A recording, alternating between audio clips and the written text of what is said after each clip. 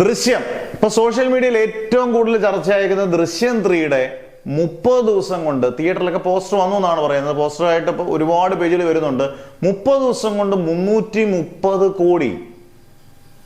അതിന്റെ തൊട്ട് താഴെ വളരെ ചെറിയ ലൈനിൽ എഴുതിയിട്ടുണ്ട് total plus total world wide business ഉൾപ്പെടെ എന്നുള്ളതാണ്. ടോട്ടൽ വേൾഡ് വൈഡ് ബിസിനസ് ഉൾപ്പെടെയാണ് 330 കോടി. പക്ഷെ ഒരു സാധാരണപ്പെട്ട ഒരാള് നോക്കുമ്പോൾ 30 ദിവസം കൊണ്ട് 330 കോടി രൂപ അയ്യോ എന്ന് വിചാരിക്കും. ഗംഭീര കളക്ഷനാണ്, മോശം കളക്ഷൻ ഒന്നും അല്ല. ഹൃദയപൂർവ്വമാണെങ്കിൽ ഈ പറഞ്ഞ പോലെ 75 കോടി കിട്ടി. ടോട്ടൽ ബിസിനസ് എല്ലാം കൂട്ടി 100 കോടി. ഇങ്ങനെയുള്ളൊരു ഇതൊന്ന്. ഈ ഒരു പ്രവണത ശരിയാണോ തെറ്റാണോ എന്നുള്ളത് ഇപ്പൊ ഈ വീഡിയോ കാണുന്നവർ ശ്രമിക്കും. കാരണം പരമാവധി തിയേറ്ററിലുള്ള കളക്ഷൻ ആയിരിക്കണം നമ്മൾ ഈ പോസ്റ്റ് കൊടുക്കണം. ഇതൊന്നും മോശം കളക്ഷൻ അല്ലല്ലോ. ഇപ്പൊ ഹൃദയപൂർവ്വത്തിന് കിട്ടിയ 75 കോടി ആയാലും ഇതിന് കിട്ടിയ 240 കോടി ആണെങ്കിലും ദൃശ്യത്തിന് കിട്ടിയത് ഫ്രാഞ്ചൈസി കിട്ടിയ ഏറ്റവും ഗംഭീര കളക്ഷനാണ്. ഒരു മിക്സഡ് റിവ്യൂവിലാണ് 240 കോടി കളക്ഷൻ കിട്ടുമെന്ന് പറയുന്നത് അതൊരു ഒരു നടന്റെ സ്റ്റാർഡം തന്നെയാണ്. ആ ഫ്രാഞ്ചൈസിയുടെ ഏറ്റവും വലിയ ഗുണം ആ സ്റ്റാർഡും കൊണ്ടാണ്.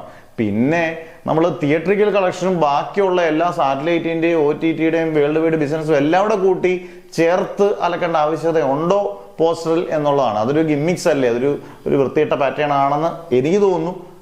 ഇതിനി അത് ഏത് ഫാനെന്നോ അങ്ങനെയൊന്നും അല്ല ഞാൻ പറഞ്ഞത്.